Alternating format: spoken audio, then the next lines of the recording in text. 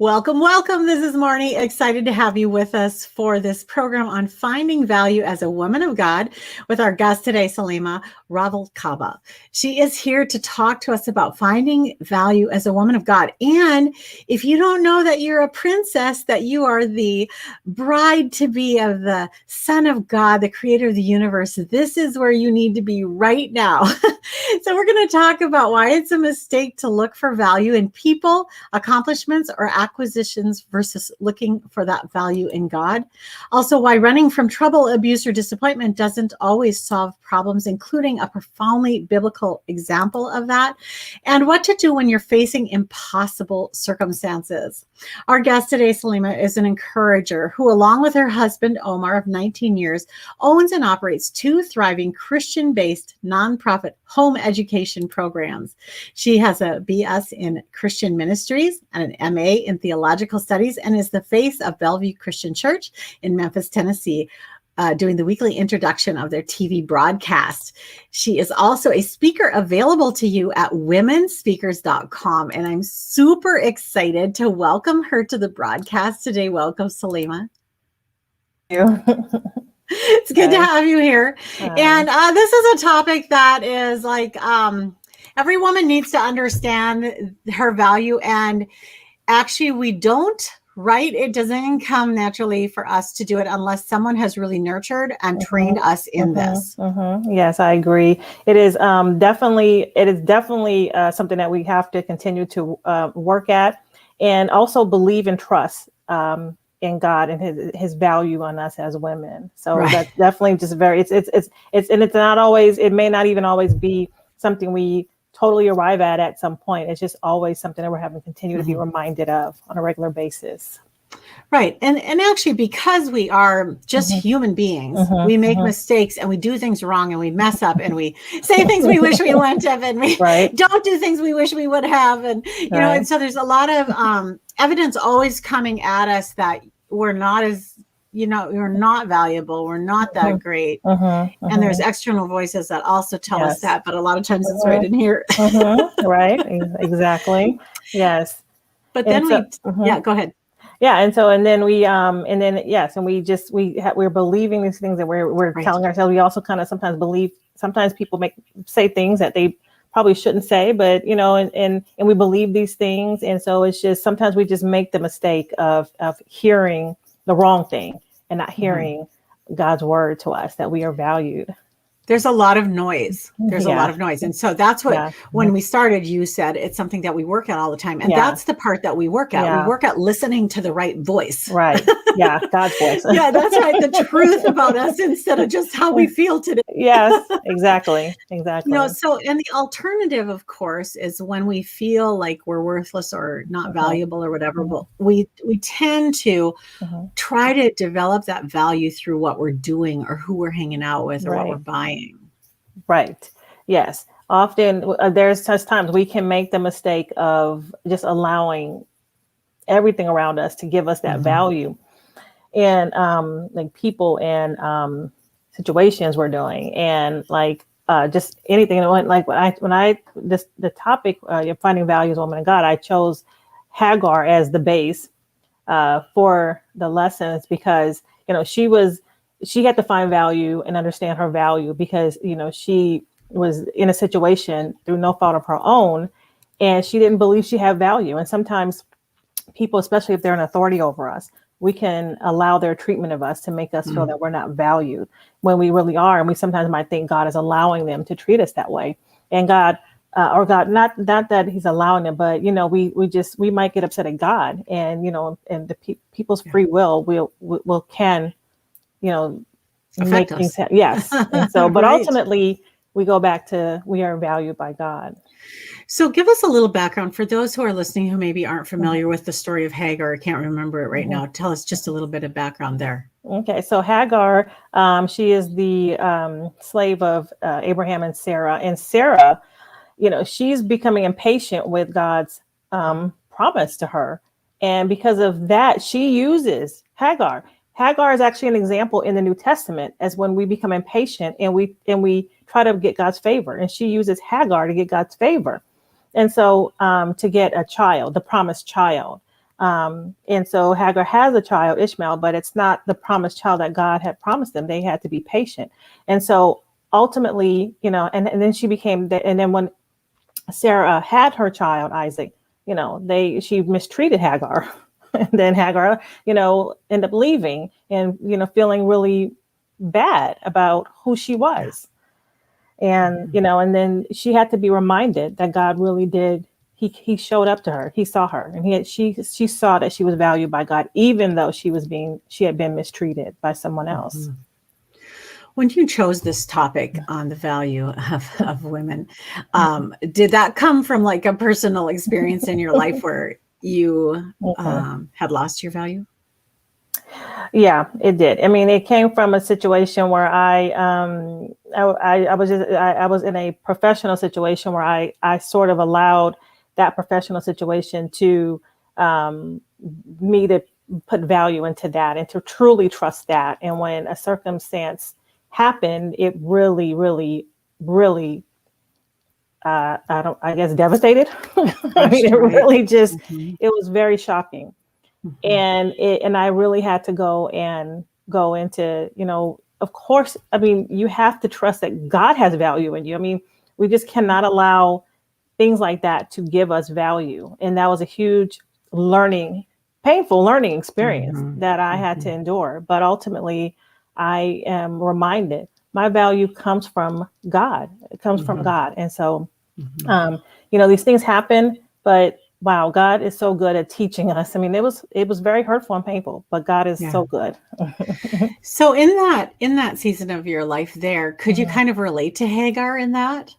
Yes, because it was a complete situation where I had no control over, like Hagar had no control over that situation. It was a complete same situation. So yes, I related to Hagar, but it's just so wonderful to know that God, she's a woman who just didn't have, she's not doing all these things that we do all the time, trying to get value. She was a woman and God saw her, even though she was in pain and hurt. And he reminded her that she is valued. And it's just such a reminder to us that we are valued too.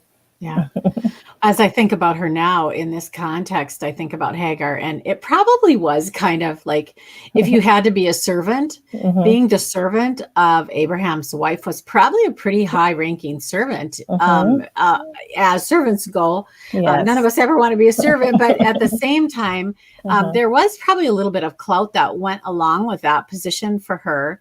And she may have really struggled with just that side of things too, when it turned and all of a sudden, and then she gets to be Abraham's mistress as well. And that was new, which, okay, we wouldn't, in our culture, that wouldn't maybe be a prize to go after. But at that time, I think it kind of was. And then to be completely rejected. And even says that Sarah became abusive to her.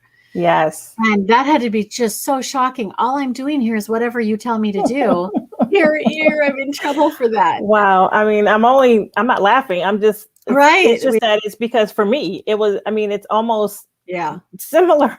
Yeah. Almost similar to that situation. Right. It's like, I had to learn so much and it was such a learning experience. It was such a learning experience of just what we think and then just the value we place and just, it was such a great learning experience. But yes. So for Hagar, there came a moment when she was actually kicked out. She was not welcome there anymore. She ran off. But I think about the story of Hannah too. And I wanted to put this, sorry. I think about the story of Hannah as well. Hannah was in a household and her husband loved her very much, but she couldn't have a baby and she felt just terrible about that. Right. And sometimes when we're in a situation that's disappointing or abusive or problematic or whatever, we want to run away. But like in Hagar's situation, she was actually kicked out. Right. In Hannah's situation, she stayed stable and stayed. There's examples in the scripture of everything. How would you recommend that a woman in a situation that's unpleasant thinks about how to decide, should I stay or should I go? Right. Definitely. I mean, obviously the situation, if it's a dangerous situation, that's totally one thing. but an uncomfortable situation. You know, like Hagar, they describe her in my Bible as what her weaknesses just was running. And to me, you know, what I learned is that when we just completely leave every situation that is uncomfortable, we run the risk of viewing ourselves as victims, and we might take that same situation to a different situation. For example, if you're at a church and a leader hurts you, and if we don't resolve that, we can go and take that same. We will look at other leaders through the same lens, and we're not going to have healing.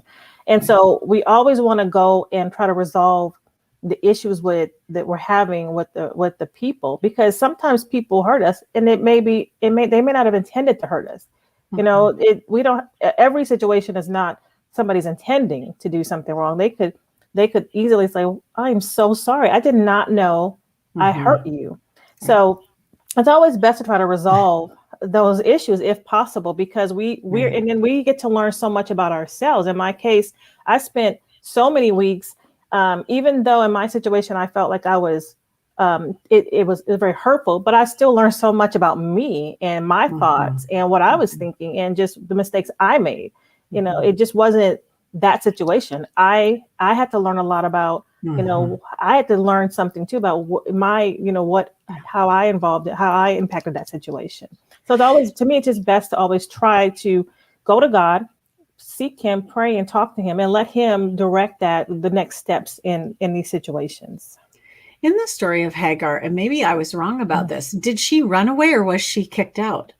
She left.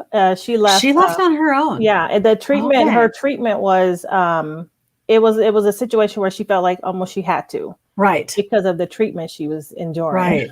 Right. But you said somebody had thought that that was kind of her weakness, was running away. My commentary here in my Bible, they have a description of different characters, and that is one of her descriptions as a weakness is of running away. You know, one of the things, I work with so many leaders, and one of the things I always say to a leader is your greatest strength will always be your greatest weakness. You know, it's like you can't have such a big strength without having a corresponding weakness. Yeah. She was so loyal, and she was so just wanted to do a good job. And then when it all went south, it was just devastating for her. I feel like just overwhelming. Yes. Yeah, I've never thought of it as a weakness that she left. I've always actually thought I really like what I said earlier. I kind of thought she got kicked out. So I mean, and to be honest with you, I didn't realize it in that perspective either, but it helped me think. Right. When we leave every situation, we run the risk of not learning and growing and kind of seeing our impact in those situations. Yeah. So in her story, then she ends up out in the desert under a tree, no water. Yeah. She and her son are about ready to die. Yeah. And that's when God shows up. I mean, it's like, I hate it when he waits so long like that. It's like, come sooner. Yeah, I know. But that's how it is. A lot of times. Yeah. And then he reminded her that I see you and that you are valued to me despite what has happened to you. So that's a great there's thing. Hope. Yeah, there's hope in that for all of us, no matter what situation you're in, whether you're still staying, whether you've run, whether you've been kicked out, whatever it is. There's so much hope. So what do you do when you're facing an impossible circumstance? Well, as we learn our value as women, we naturally will begin to learn that we go to God. We go to God when we're in situations, because we know that he is going to guide us. So we go to God through prayer, through reading his word, keeping journals with his promises. I have journal with his promises of different ones like fear and provision and courage, just different verses that we can keep and say them every day and constantly ask him to guide us through those situations. Because when those situations happen, it's like we want to say, okay, Lord, okay, what's happening? We're going to him because we want to understand what's happening. And that's understanding that he values us so much as human beings and as women. He will help us and he will guide us through that situation. We cannot do that on our own. We just can't. Yeah. We can guess and we can try and we can do the Yeah. best we can, but we can't have the eternal reward. We can't have the supernatural involvement unless we ask him to be involved. Right. I mean, Exactly. that's our choice. We can say, Exactly. no, I'll do it myself, or else we could say, please help me. Right. So Exactly. I love that. And what you said was go to, and that's the phrase I love to use. Where do you go to? Where do you go to when you're in trouble? Where do you go to? And I find myself so much during the days just saying the name of Jesus, just Jesus help, Jesus, and even this morning I had a perplexity. I was like, I'm not sure what to do here. And I just prayed about it and I thought, in the right time, I'll know. And then later it showed up a way that I knew what to do, and it turned out so well. Right. And you know what? It always doesn't feel like it turns out well. But you have this peace that comes that you did the right thing, that you did what God was putting in your heart to do. Yes, that's so true. Yes, I feel the same way, exact same way. Yes. Yeah, same exact same way. Right. And it isn't always beautiful how it turns out. I mean, Hagar's story actually didn't end just all rosy. No, it didn't. But the fact that she found value, that she understood that she was valued by God. Yes. Right. That, the changes everything. Yeah. Really. Yeah. And that's what's the beauty of it. Yeah. That's so great. Well, as we close here, do you have I think you have a life verse. What is your life verse? 1 Corinthians 10:31, whether you eat or drink or whatever you do, do it all for the glory of God. Someone gave me that verse several years ago, and it really opened my eyes to everything that I am doing in my marriage, with my children, working, everything that I do, to make sure I'm doing it to honor God in it. And so it just makes a difference when we're looking at everything through making sure we're trying to honor God in all that we're doing. Yeah. So that's great. That's great.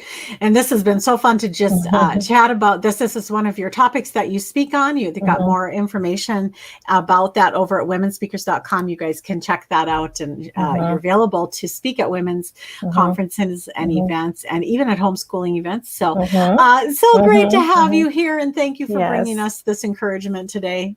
Yes, this was wonderful. Thank you for having me. Okay, thank you. And you guys, thanks for being here. Hope you have a wonderful rest of your day.